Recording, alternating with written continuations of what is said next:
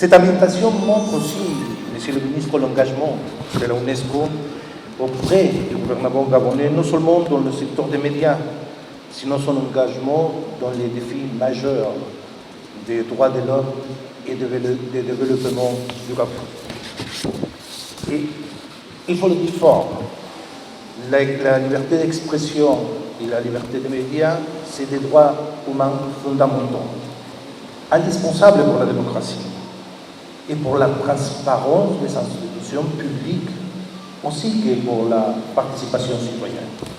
Pas une fête ordinaire, un rappel historique. En effet, elle commémore la 33e année de la déclaration de Windhoek en Namibie, qui a réaffirmé une idée simple et essentielle.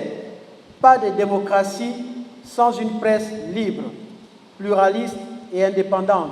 Fin de citation. 33 ans après cet engagement, quelle est la place du Gabon dans cette expression libre?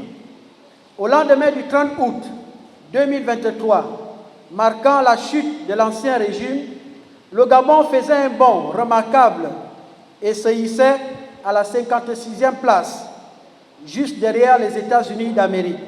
Aujourd'hui, selon le dernier rapport 2026 de Reporters sans frontières, notre pays recule de 2 places et se classe 43e sur le plan mondial.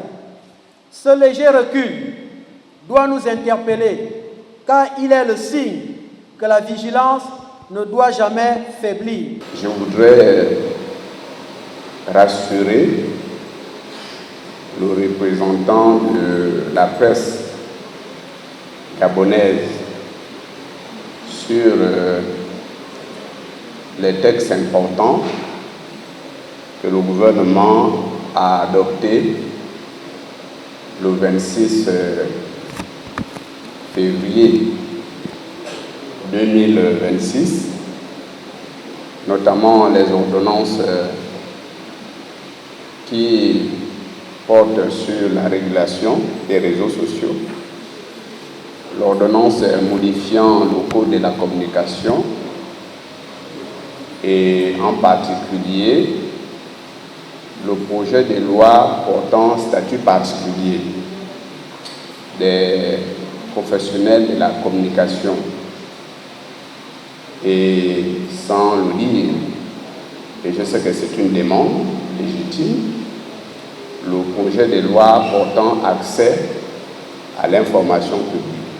C'est pour vous rassurer qu'en toute responsabilité, le gouvernement a correctement fait son travail. Je voudrais aussi vous rassurer que la dégradation de notre positionnement actuel n'est pas une fatalité. C'est tenant compte de quelques contingences. Et c'est normal, la vie d'une nation. Et vous dire au nom du chef de l'État et du gouvernement que